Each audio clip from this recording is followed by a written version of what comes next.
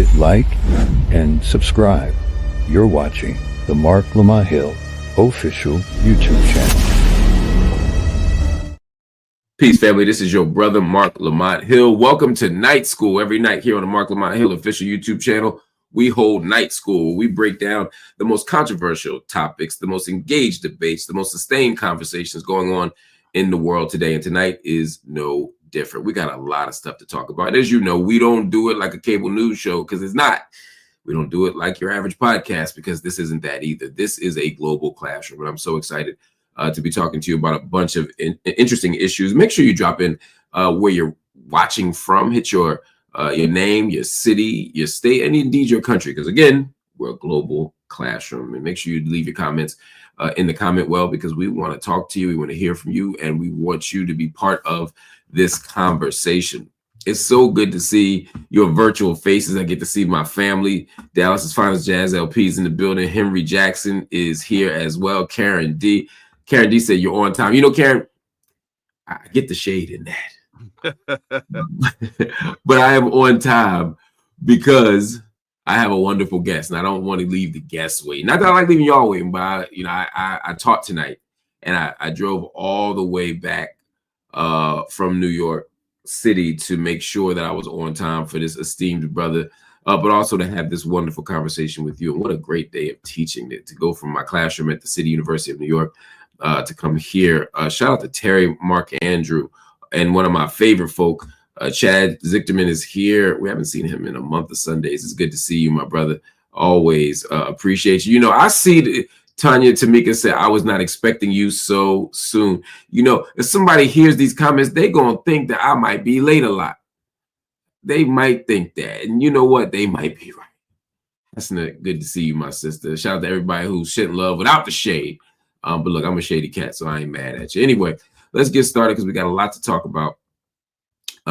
Donald Trump's impact on the show, I gotta say, is extraordinary. I don't know if we've talked about anything or anyone as much as him, but it's necessary. So again, let's get to it. Donald Trump's first 100 days back in the White House, they feel less like a presidency and frankly more like a hostile takeover, from gutting federal agencies to stacking the courts with loyalists to openly attacking the free press and blocking transparency. Your president, Donald J. Trump, has been quite busy.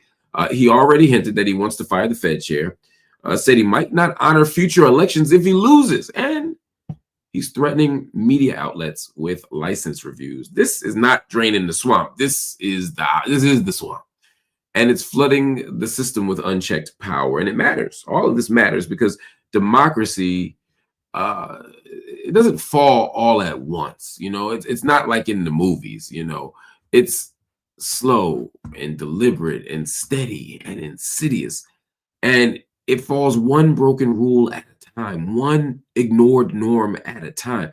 And family, we watching this in real time, and if you think it won't affect you are wrong, because when the rules break for one person, the whole thing starts to break, and eventually we all pay the price. Joining me now to discuss all of this is my dear friend, Dr. Wilmer Leon. He's a political scientist in the political science department at Morgan State University. He is a brilliant man, somebody I've known for now, I gotta say, decades. That makes me feel so old, brother. How you doing, man? Man, I'm doing great. I'm doing great, Mark. How are you? I can't complain as far as the show goes, as far as my family goes, as far as everything, but my hairline and these grays go, I'm good. But when it comes to the last 100 days, I want to pull my hair out. I do, because I expected this to be awful. But Trump has exceeded my expectations. Talk to me. Well, you know, first of all, you mentioned you saw this as a hostile takeover. I thought you were going to say a hostage crisis, because our democracy is definitely being held hostage. And the other thing I thought about in listening to your intro, well, first of all, let me quickly say, Night School. I love the title of the show because we're both professors, and we know this is where the smartest people come to class. Yes, This yes. this is where the folks who really want to learn come to class. So true. So So true.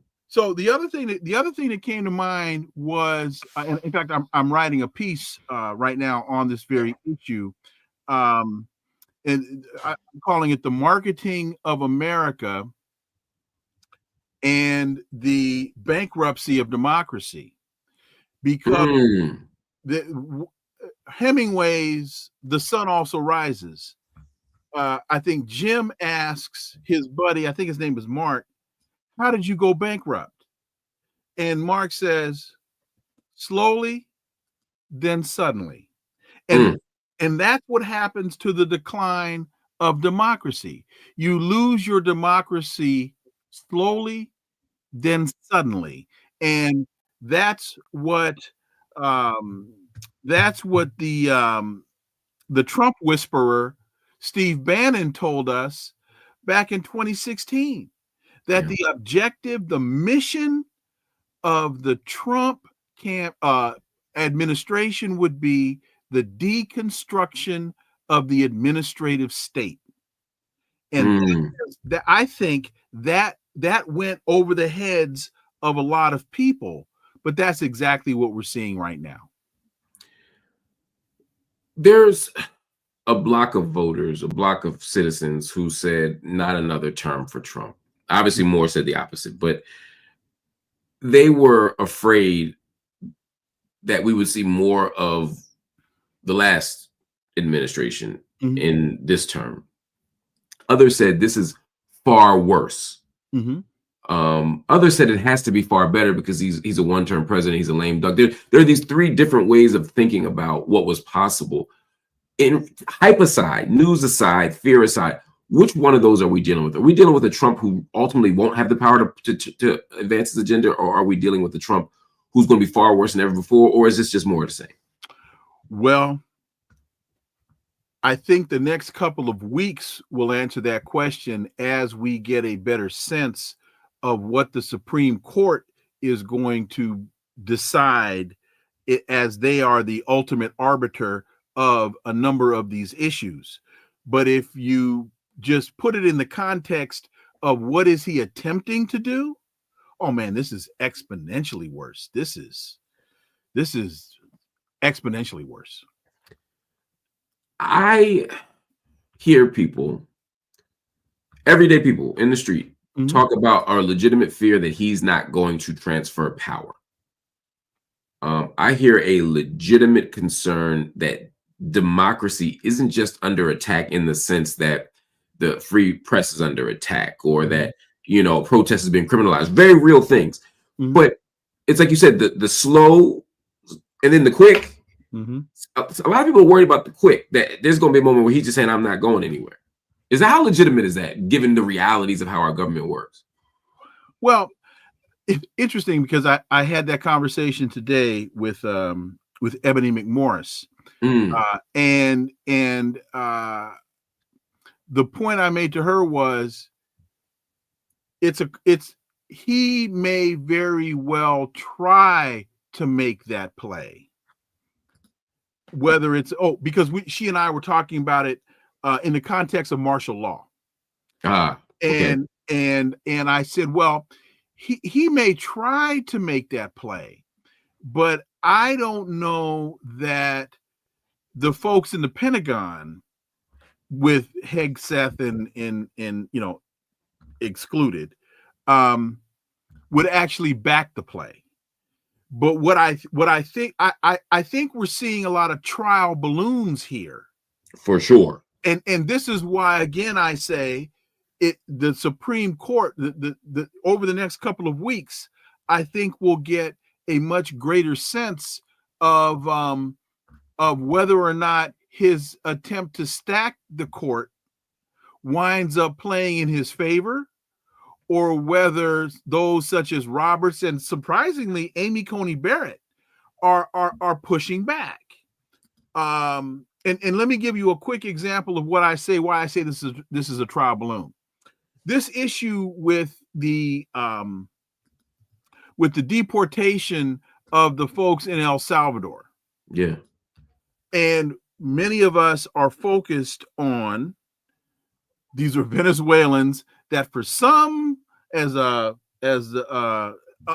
some ungodly reason, they're sending Venezuelans to El Salvador.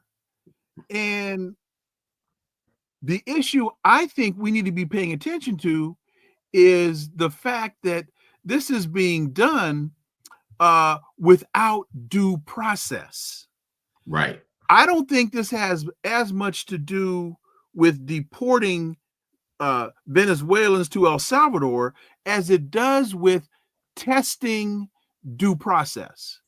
Because if Trump can get away with sending Venezuelans to El Salvador without due process, I believe we are next. This is a test to see how far can he push that due process issue. And look, my YouTube show is connecting the dots. So let's connect some dots. The first thing he does is he challenges birthright citizenship. Yeah. Which our ancestors gained citizenship through birthright citizenship in the 14th Amendment. Right. So then he goes and sends a bunch of Venezuelans to El Salvador, no due process, and that's the issue that the court is focused on now. Then you go back to and you look at the conversation that little Marco Rubio had with Nayib Bukele, the president of El Salvador, when Bukele said, "You can send your prisoners here." And little Marco said, no one has ever offered that to us. We'll take that under advisement. Wow. So these are the things that and then you go back to Steve Bannon's whole concept of flooding the zone, that they're putting so much stuff out there that people don't know where to turn and what to focus on. I'm telling folks, pay close attention to this due process issue because, as Gil Scott-Heron said, due process is overdue, and we could wind up becoming the victims of that test. Ooh, that does. I mean, I appreciate your sober analysis and your honesty and your clarity, but I got to tell you, I'm more terrified than when I first asked the question. I mean, it's rough out here, Doc. It is rough. Hey, man, it is, as they would say, scurry. It's scurry out there. and it's so much reason to be scurred. We got so many people, with questions and comments. We'll get to some of them too. And again, y'all, make sure you check out Dr. Leon's YouTube show. It is a wonderful show. It's called Connecting the Dots. It's on YouTube. You can catch it. Like you said, Monday through Friday, 3 to 4 Eastern. So much of the intellectual work that happens in the world doesn't happen in the formal classroom. It happens in spaces like this. And once again, this is where the stuff gets broken down. So please understand that his show is absolutely worth checking out. Listen, I want to talk to you about another story, sort of tying this, not just the kind of big first 100 days in relation to America writ large, but the first 100 days as it pertains to Black folk. Mm-hmm. Trump's first 100 days, it's giving a kind of Jim Crow 2.0 vibe. Maybe Jim Crow 2.0 in a Gucci suit, but still Jim Crow, right? Federal civil rights investigations, diversity programs in federal agencies, slashed, police funding boosted, voting protections ignored. He's pushing law and order as a kind of mantra, but we know what that means. It means remixing the same old script. Lock up Black folk, shut up Black folk, tell Black folk to be grateful for what they do get. And then we move to Black businesses. They're not getting tax relief. Black farmers are getting left out of all the aid packages, or most of them. And HBCUs are still waiting on empty promises. Although he says he's been the greatest president ever for the HBCU, we know that just ain't true. And Trump is loud when he's talking about the border walls, but he's awful quiet when he's talking about Black economic justice. So I guess my question is, what's the play here? They're trying to roll back the clock. We know that. They're hoping we're too busy to notice. We know that. But Doc, if you're Black in America, what do you do? I mean, is silence basically surrender at this point? Silence would be surrender. And unfortunately, in my humble opinion, there are too many in positions of so-called Black leadership that are still silent. Yes, Lord. So in terms of what impact does this have on the African American community? You've heard the adage, when white America gets a cold, Black America gets pneumonia. Yes. So if you, first of all, if you look at the antics of Trump are decimating America. Steve Bannon, the Trump whisperer, told us about deconstructing the administrative state. So they're attacking the First Amendment. They're attacking free speech. They're attacking college campuses. They're attacking intellectualism. They're attacking the Fourth Amendment. They're, in terms of look at a number of attorneys that are having they're being stopped as they're going to outside the country and coming back, and then they're having their phones taken at the airports. So the Fourth Amendment protects your right to be secure in your homes and your papers and your effects. The 14th Amendment, birthright, citizenship, and due process. So these are some of the constitutional attacks that we find ourselves engaged in. You got Trump saying that they don't care what the judges say. So obviously he doesn't understand separation of powers and checks and balances. So this is an all-out assault on the Constitution. Then you get to the Doge cuts. 20% of federal employees are African American, and we only make up about 14% of the population. So the federal government is the largest employer of Black people in the country, as Elon Musk is running around cutting federal jobs for absolutely no reason. They're talking about what? Social safety net programs. They want to cut or privatize Social Security. 33% of African Americans 65 years of age or older, Social Security is their sole source of retirement income. Wow. He wants to cut Medicaid. The argument is that there's a kind of there's an inefficiency there, but also that we're going to run out, and that ultimately it's in the best interest of the broader public, even the most vulnerable, to cut these funds now. Well, I've always said, Mark, that budgets are numeric representations of priority. Yeah. So you run out of money on social safety net when you're cutting taxes so that the 1% can make more money. Right. You're running out of money when your military industrial complex, as Dr. King told us, is a demonic suction tube, sucking money out of, what did Dr. King talk about? The poverty programs. Yeah. So this is not a matter of do we have the money. This is a matter of, do we have the morality? Do we have the will? Do we one of the issues that I seriously see with the Democratic Party is they aren't asking America the fundamental question, what is government supposed to do? Right. So spoiler alert, y'all, we don't have the morality. We don't have the will. No. So if we know that, what leverage do we have outside of electoral vote politics, outside of just voting, right? Which I'm not understating the importance of it. I'm just saying, in addition to that, what do we do to sort of force the hand of a state that is by design going to disadvantage us? Well, I think there are a couple of options. One, I wrote a piece a while ago called "The Dangers of Binary Thinking for the African American Community." We continue to buy into the myth that our only options are the Republicans and the Democrats. And so we don't even think third party. We keep to, oh, well, if we do that, we're going to waste your vote. You're going to waste your vote. If you vote for Dr. West, you're going to waste your vote. If you vote for Jill Stein, you're going to waste your vote.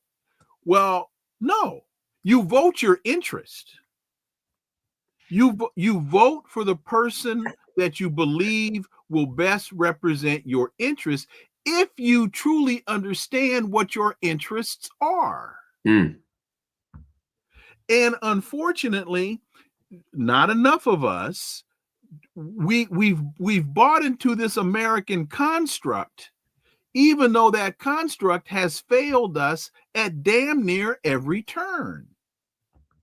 So one option is we need to start looking at viable, serious third-party options. But it's not a matter of just looking at those options every 4 years or every 2 years in the midterms. We have to start organizing at the grassroots level. We got to start going to city council meetings. We have to start going to school board meetings. We have to start going even to our damn the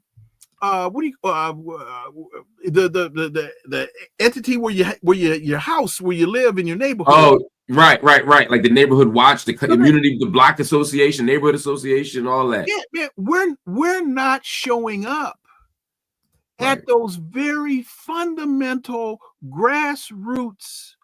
One of the, I say on the show all the time, the first thing you got to do is take control of your living room, which means you got to control your family.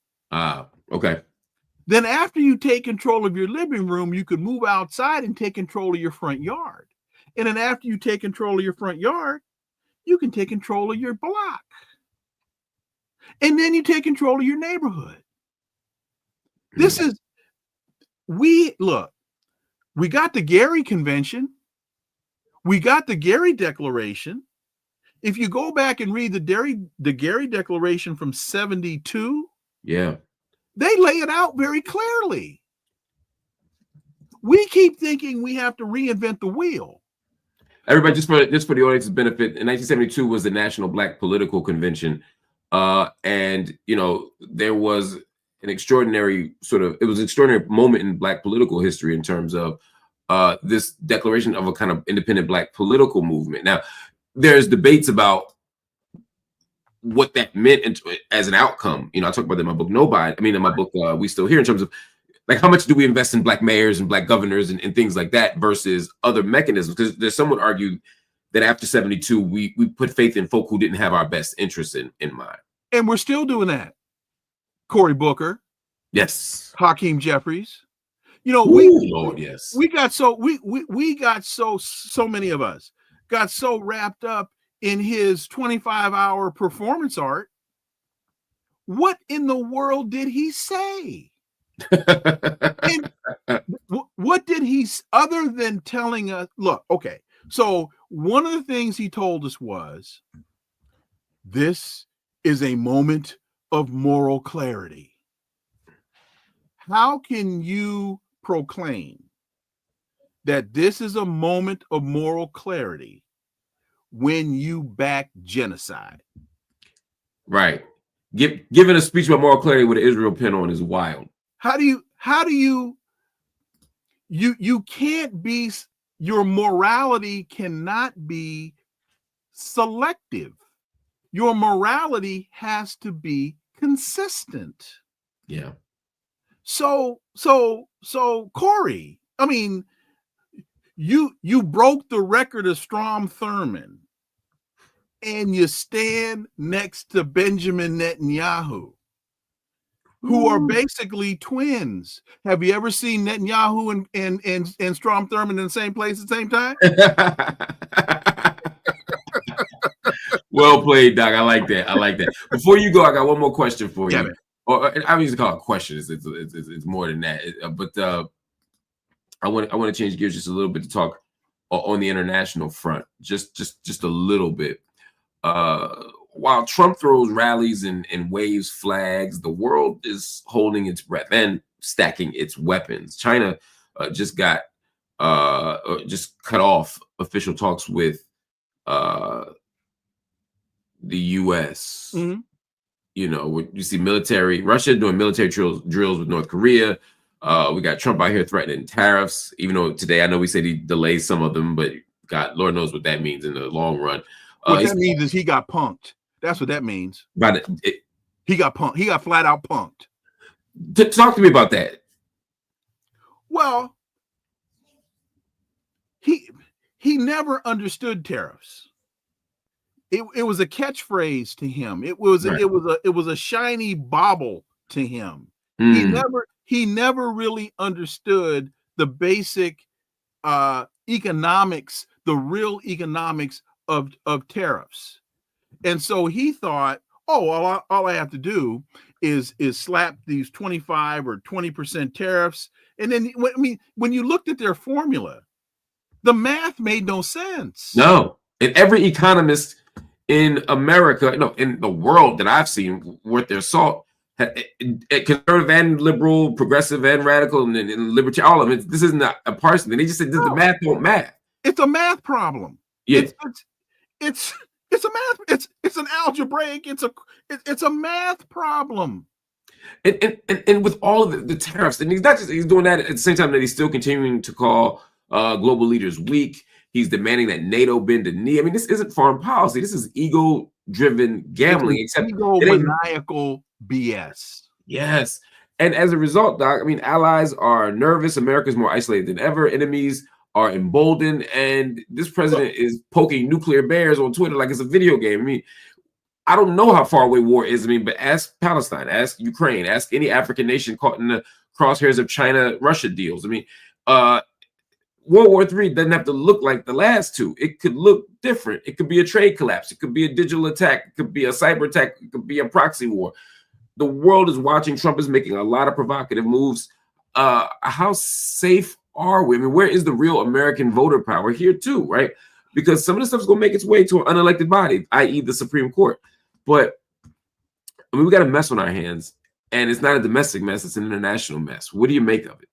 Well, I say, thank God President Xi Jinping in China is a sensible man.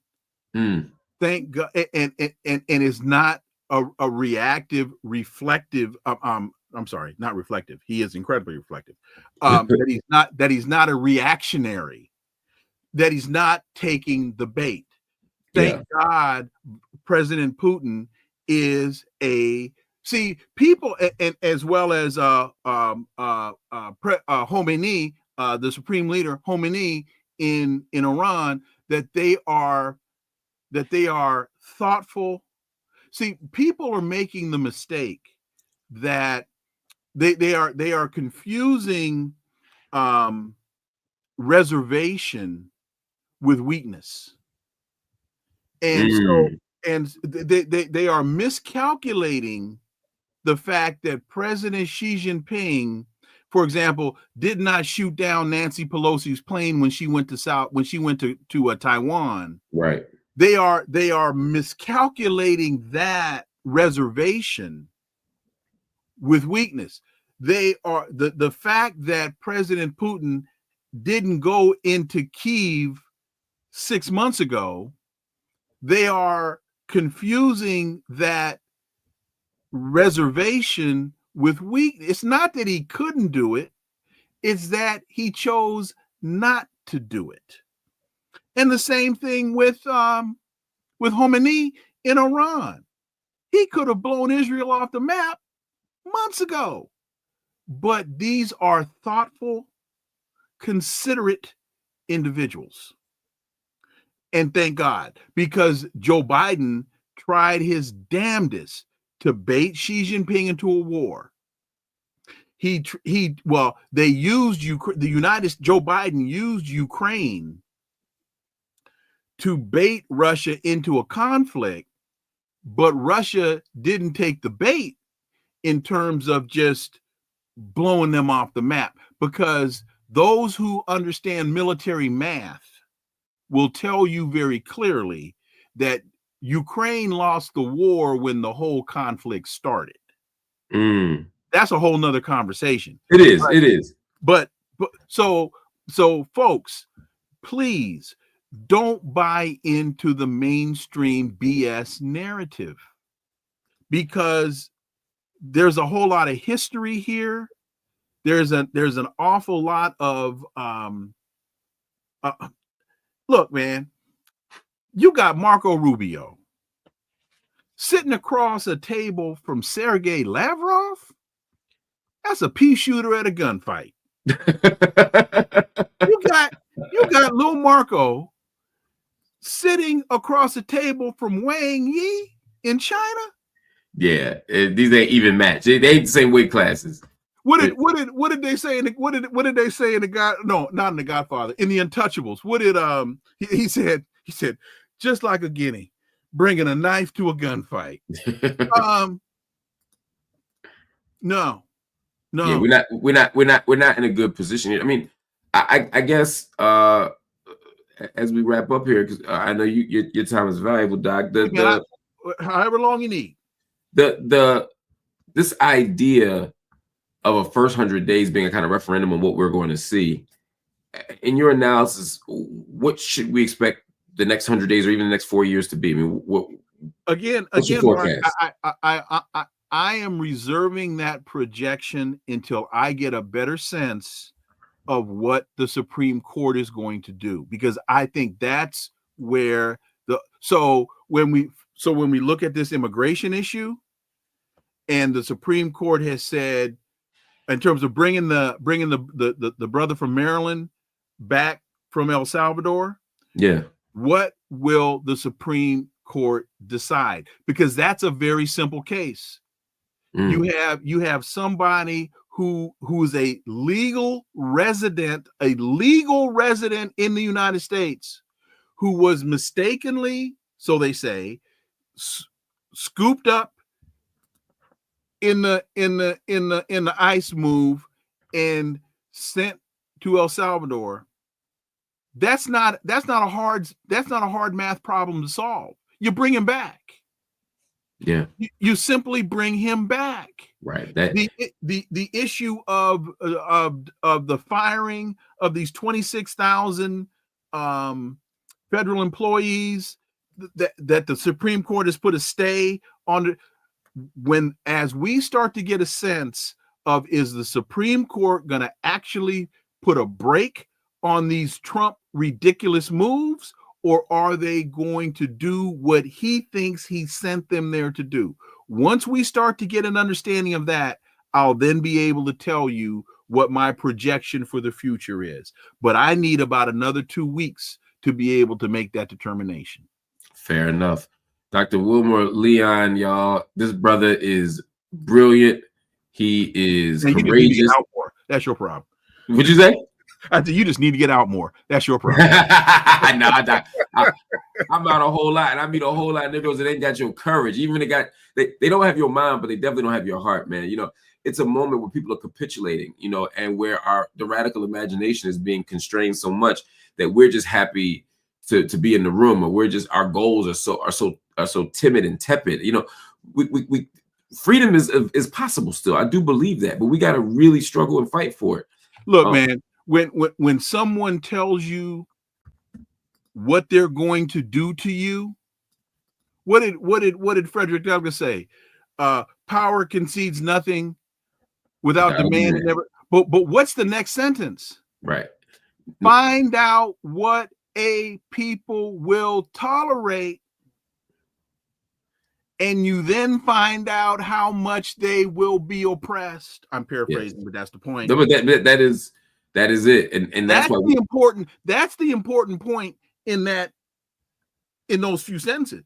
Find out what a people will tolerate, and you then find out how to what degree they will be oppressed.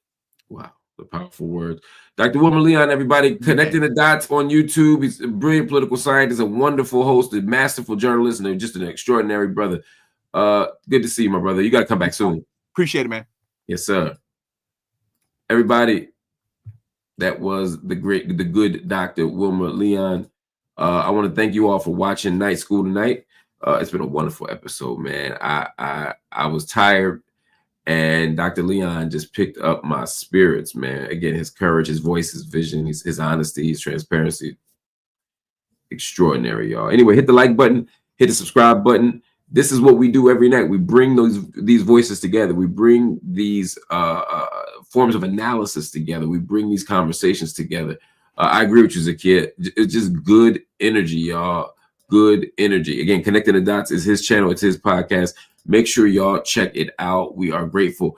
Yo, I want to shout out Ezek Hemseed, who just gifted 5 memberships. We're so grateful for your generosity. I also want to shout out my brother, Chad Zichterman, who just gifted 50 channel memberships. Snatch them memberships up, y'all. Please snatch them things up immediately. There's 55 memberships floating around in the comment well right now. If you're over on Twitter, jump over to YouTube right now and get one of these free channel memberships. This is amazing. Thank you all. You know, I'm overwhelmed and just so grateful for your generosity. It means more than you could ever imagine, family. Anybody want to match these, feel free. Go to go and gift a membership or just join, y'all.